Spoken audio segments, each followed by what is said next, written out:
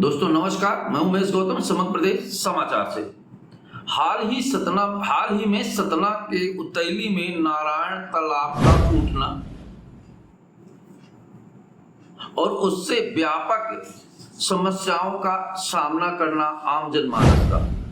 पर नारायण तालाब के फूटने पर जो हानि हुई उस पर किसी राजनीति के करने वालों का कोई ध्यान नहीं था, पर उसमें पुनर्वास की जगह राजनीतिकीकरण होने लगा। ये बात सुनिश्चित और तय है कि ये दैवीय घटना नहीं थी, ये मानवीय कृत्य द्वारा किया हुआ अपराध है और इस अपराध में जिसने भी किया होगा उसके ऊपर मुकदमा कायम होना चाहिए। बात ठेकेदार की कही जाती है तो सारा ठेकेदार ठेकेदार पर ठोक दिया, तो ठेकेदार को किसी ने इस बात के लिए आदेश किया होगा और जो आदेश किया उसके ऊपर मुकदमा कायम हो गया। खैर, ये तो नारायण तालाब के फूटने की बात। वहीं नारायण तालाब के फूटते ही बहुत सारे लोगों को राजनीति करने का मौका मिला, पर उन्हें ये सोचना चाहिए कि राजनीति करने के पहले हमें मौके में जाकर लोगों के पुनर्वास की प्रक्रिया को देखना चाहिए। पर प्रताड़ित लोगों के पुनर्वास का मुद्दा तो किसी ने नहीं उठाया, पर उसमें राजनीतिक रोटियां सेकने का मुद्दा जरूर उठाया। आज सतना में अविश्वास प्रस्ताव का माहौल गर्म रहा। पूरे सोशल मीडिया, प्रिंट मीडिया में ये बात चलती रही कि कांग्रेस जनों ने आज अध्यक्ष का अविश्वास प्रस्ताव कलेक्टर को सौंपा। पर क्या कहा जाए, इनकी अनपढ़ता या अज्ञानता कहा जाए।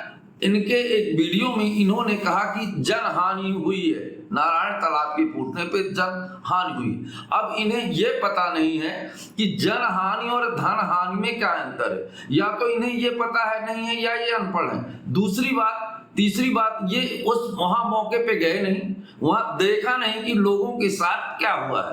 ना तो इन्होंने कोई आंदोलन किया कि लोगों की मदद किया जाए, ना पुनर्वास के लिए आवाज उठाई। इनका कहना है कि अध्यक्ष को हटा दिया जाए। क्या अध्यक्ष को हटा देने के बाद पुनर्वास की व्यवस्था हो जाएगी? अगर ये नारायण तालाब की विषय को लेकर इस बात को करते हैं तो ये चिंतनीय विषय है कि वहां पे लोगों के साथ जो दिक्कतें आई उनमें ये कहीं नजर नहीं आए। इनका कहना कि ठीक तरीके से बैठक नहीं होती और नारायण तालाब में जो जन हानि हुई उसके लिए हम अविश्वास प्रस्ताव कर रहे हैं अध्यक्ष महोदय का। तो ये समझ लीजिए कि अब इन्होंने वहां कितना जाके देखा होगा कि वीडियो में ये साफ शब्दों में कह रहे हैं कि जन हानि हुई है।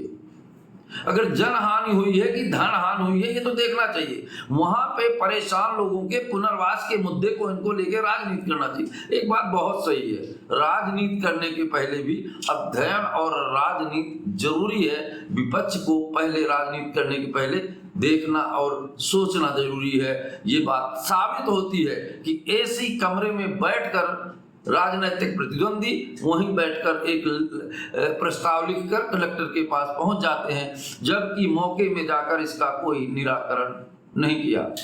पूरी खबर देखिए वीडियो में। नगर निगम में कांग्रेस के पार्षद आए हैं और उन्होंने एक ज्ञापन दिया है नगर निगम अध्यक्ष के अगेंस्ट में, तो उस पर आगे जो भी नियमानुसार कार्रवाई होगी और उसकी वो की जाएगी। लगाई होगा कि एमपी के इतिहास में आज तक स्पीकर के अगेंस्ट में कभी ऐसा कुछ कम नहीं है, मतलब पूरे एमपी में किसी भी नगर निगम में नहीं आया। ठीक है, उसको करते हैं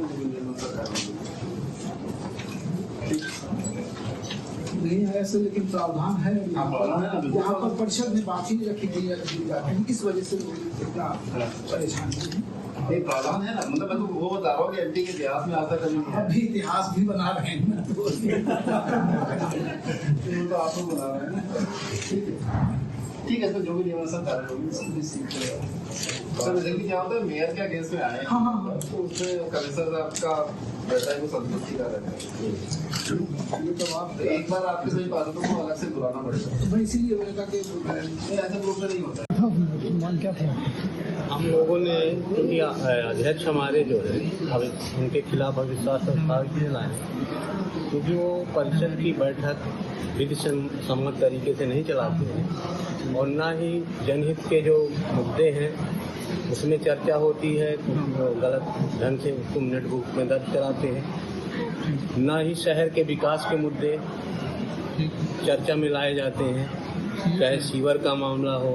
अभी हाल ही में नारायण तालाब टूट गया, इतनी बड़ी जनहानि हुई।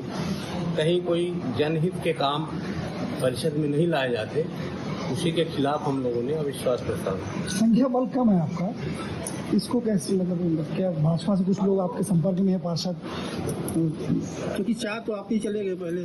हमारे 4 चले गए तो ठीक है, 3 गए, हमारे 4 नहीं गए। और भाजपा के पार्षद, हम कांग्रेस पार्षदों से ज़्यादा परेशान हैं। हमको संपर्क करने की ज़रूरत नहीं, वो हमसे खुद संपर्क करेंगे। वोट जब वोट पड़ेगा, वोट डाला जाएगा तो क्या लगता है आपको? हमारी निश्चित जीत होगी। क्या नाम? हमें पूरा हमें विश्वास है कि हम अपने काम में कामयाब होंगे, क्योंकि